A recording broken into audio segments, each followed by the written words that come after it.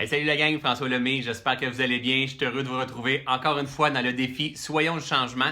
Et aujourd'hui, on va parler, je vais vous mettre au défi sur un point qui pour moi a pris un certain temps avant de libérer, avant de transformer. Et encore aujourd'hui, gang, j'ai besoin de me parler régulièrement, mais il y a une grande partie de moi qui s'est transformée. Je vous pose la question, êtes-vous patient?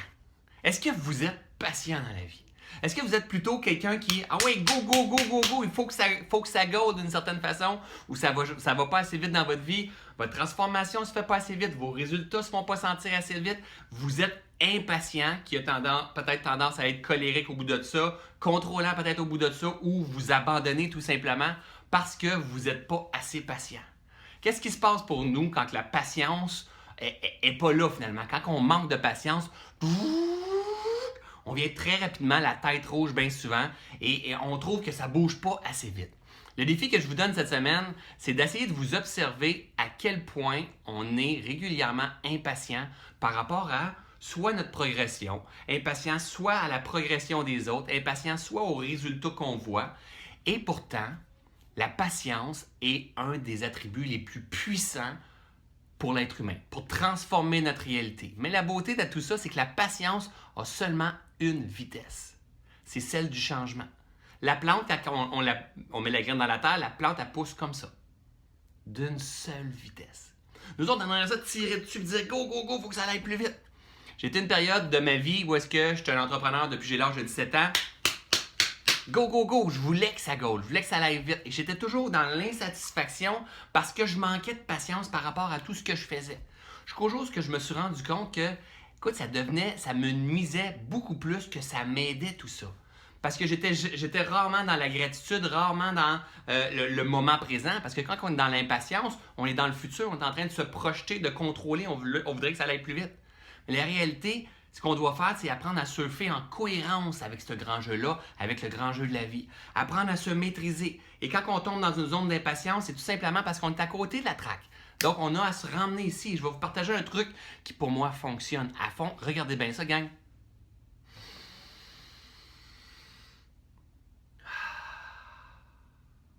Respirez.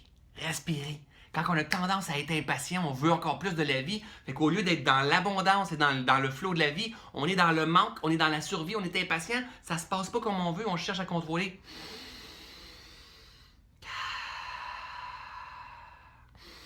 Si ça marche pas une, essaye ça à 2 fois. Juste pour rester ici. It's a process. It's okay.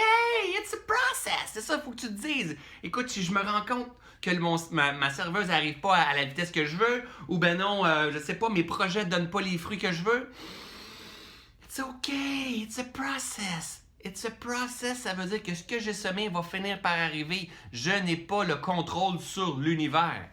Je ne peux que fonctionner en cohérence avec tout ça. Mais la beauté de la vie, c'est que le moment où est-ce qu'on commence à être de plus en plus patient, les fruits commencent à germer et à apparaître.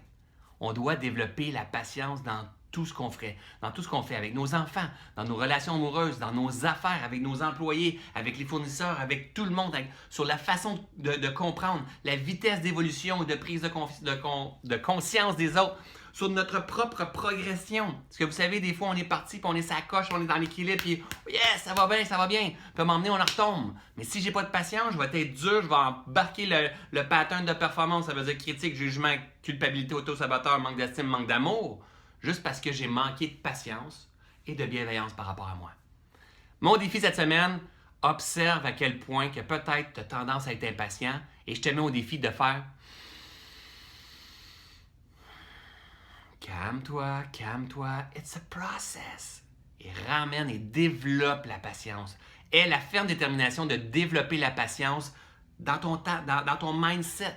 C'est un allié tellement important qui va préserver ta paix d'esprit et qui va surtout te permettre de décrocher les fruits qui sont là, qui sont en abondance dans la vie. Alors, je suis curieux de vous lire.